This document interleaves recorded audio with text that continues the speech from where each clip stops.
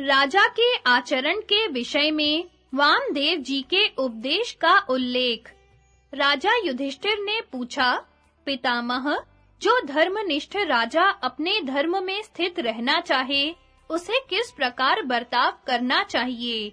भीष्म जी बोले, राजन, इस विषय में तत्वदर्शी महात्मा वामदेव जी का उपदेश रूप एक इतिहास प्रसिद्ध है। वसुमना नाम के एक विचारशील, धैर्यशाली और पवित्र चित्त राजा ने एक बार परम तपस्वी मुनिवर वामदेव जी से पूछा था, भगवन, आप मुझे ऐसा उपदेश दीजिए जिसके अनुसार आचरण करने से मैं अपने धर्म से कभी ना गिरूं। तब महातेजस्वी तपोनिष्ठ भगवान वामदेव जी कहने लगे, राजन, तुम धर्म का ही अनुष्ठान करो। धर्म से बढ़कर कोई भी चीज नहीं है। जो राजा धर्म में स्थित रहते हैं, वे इस सारी पृथ्वी को अपने काबू में कर लेते हैं। जिसकी दृष्टि में अर्थ सिद्धि की अपेक्षा भी धर्म का विशेष महत्व है और जो उसी को बढ़ाने का विचार करता है, धर्म के कारण उसकी बड़ी शोभा होती है। इसके विपरीत जो राजा अधर्मोन्मुख होकर बलात् उसी का आचरण करता है, उसे धर्म और अर्थ बात की बात में छोड़कर चले जाते हैं। जो दुष्ट अपने पापी मंत्री की सहायता से धर्म की हानि करता है, वह अपने परिवार के सहित प्रजा का वध्य हो जाता है।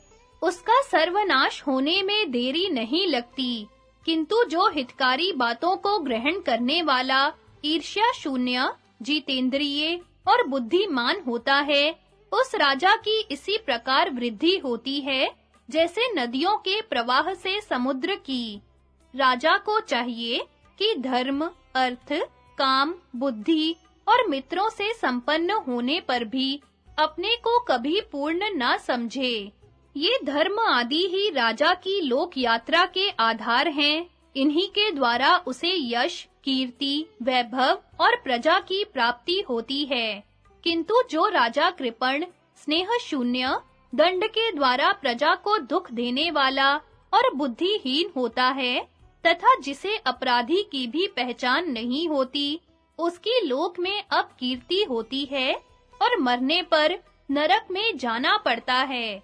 तथा जो दूसरों का मान करने वाला, दानी, मधुर भाषी, धर्म के विषय में गुरु की सम्मति से चलने वाला, अपने अर्थ को स्वयं समझने वाला और धर्म को ही सबसे बड़ा लाभ मानने वाला होता है, वह राजा बहुत दिनों तक सुख भोगता है। जिस राज्य में अपने बल के घमंड से राजा दुर्बलों पर अत्याचार करने लगता है, वहां उसके अनुयायी भी इसी प्रकार के आचरण को अपनी जीविका का साधन बना लेते हैं। वे लोग तो उस पापी राजा का ही अनुसरण करते हैं। इससे लोगों में उदंडता फैल जाने से बहुत जल्द ही वह राज्य नष्ट हो जाता है। राजा को चाहिए कि यदि किसी का अप्रिय किया हो तो फिर उसका प्रिय भी करे। इस प्रकार यदि अप्रिय पुरुष भी प्रिय करने लगता है तो थोड़े ही समय में वह प्रिय हो जाता है। मिथ्या भाषण ना करे, बिना कहे ही दूसरों का प्रिय करे, किसी कामना से क्रोध में आकर अथवा द्वेषवश धर्म का त्याग न करे।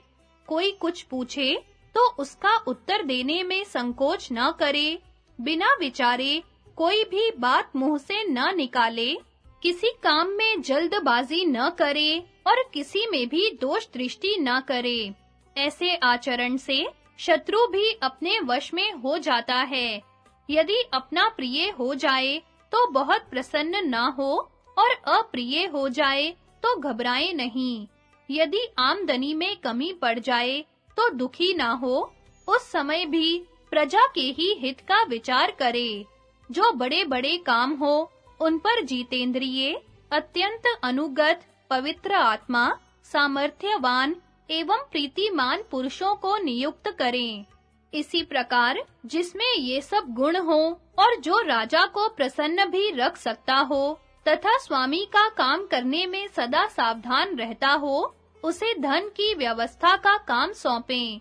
जो राजा मूर्ख, इंद्रिय लोलुप, लोभी, दुराचारी, दुष्ट, कपटी, हिंसक, दुष्ट बुद्धि, अविद्वान, अनुदार, मद्यपी, जुआरी, स्त्री लंपट और आखेट प्रिय पुरुष को महत्वपूर्ण कार्यों पर नियुक्त करता है, उसकी राज्य लक्ष्मी नष्ट हो जाती है। जो राजा अपने शरीर की रक्षा और अपने रक्षणियों की रक्षा का ठीक प्रबंध करता है, उसकी प्रजा की वृद्धि होती है और उसे अवश्य ही महत्ता प्राप्त होती है। राजन, इस जगत में सभी पदार्थ नाशवान हैं, कोई भी वस्तु निरापद नहीं है। इसलिए राजा को धर्म पर स्थित रहकर धर्मानुसार ही प्रजा का पालन करना चाहिए। दुर्ग की रक्षा के साधन, युद्ध की सामग्री, न्याय की व्यवस्था, मंत्रियों के सत् परामर्श और प्रजा को यथा समय सुख पहुंचाना, इन 5 बातों से राज्य की उन्नति होती है। एक ही पुरुष इन सब बातों पर सर्वदा ध्यान नहीं रख सकता, इसलिए इन्हें योग्य अधिकारियों को सौंप देने से राजा बहुत दिनों तक राज्य भोग सकता है। जो पुरुष दानशील, मृदुल स्वभाव, पवित्र चरित्र और दुख के समय अपने आदमियों को ना छोड़ने वाला होता है, उसी को लोग राजा बनाते हैं। किंतु जो मन के प्रतिकूल होने के कारण अपने हितैषी की बात नहीं सुनता, सर्वदा लापरवाह सा रहता है और बुद्धिमानों के आचरणों का अनुसरण नहीं करता, वह क्षात्र धर्म से पतित हो जाता है। जो प्रधान मंत्रियों का त्याग करके निम्न श्रेणी के लोगों को अपना प्रिय बनाता है, द्वेषवश अपने सद्गुणी संबंधियों का भी सम्मान नहीं करता, तथा जो चंचल चित्त और अत्यंत क्रोधी है, वह तो सर्वदा मृत्यु के ही पड़ोस में रहता है।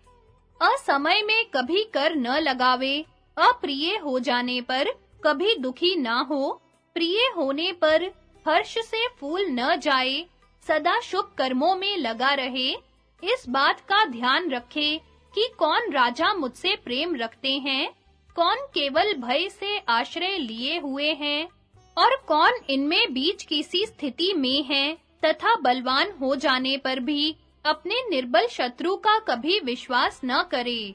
जो लोग पाप बुद्धि होते हैं, वे अपने सर्वगुण संपन्न और प्रिय भाषी स्वामी से भी द्रोह करने में नहीं चूकते। इसलिए ऐसे लोगों का कभी विश्वास न करें। यदि राज्य की जड़ मजबूत न हो, तो राजा को अनधिकृत देशों पर अधिकार करने की इच्छा नहीं करनी चाहिए, क्योंकि जिसके मूल में ही दुर्बलता है, उस राजा को इस प्रकार का लाभ होना संभव नहीं है। किंतु जिस राजा का देश प्रशस्त, धन धान्य से पूर्ण, राजभक्त और संतुष्ट हो, तथा जिसके मंत्री सुयोग्य हो और सैनिक संतुष्ट, सुशिक्षित एवं शत्रुओं को खदेड़ने में समर्थ हो, वह थोड़ी सी सेना से भी विजय प्राप्त कर सकता है। जिस राजा के पुरवासी और देशवासी जीवों पर दया करने वाले और धन संपन्न होते हैं, उसकी जड़ मजबूत कही जाती है। जिसका वैभव दिनों दिन बढ़ रहा हो, जो सब प्राणियों पर दया रखता हो, काम करने में फुर्तीला हो और अपने शरीर की रक्षा का ध्यान रखता हो, उस राजा के राज्य की उत्तरोत्तर वृद्धि होती है। बुद्धिमान राजा को ऐसा काम कभी नहीं करना चाहिए जिसे भले आदमी बुरा समझते हों। उसे ऐसे काम में ही मन लगाना चाहिए जिससे सबका हित हो। जो राजा इस प्रकार का बर्ताव करता है, वह इस लोक और परलोक दोनों को सुधार कर विजय प्राप्त करता है। भीष्म जी कहते हैं, वामदेव जी के इस प्रकार कहने पर राजा वसुमना ने सब काम उसी रीति से किए। यदि तुम भी ऐसा ही आचरण करोगे, तो निस्संदेह अपने दोनों लोक बना लोगे।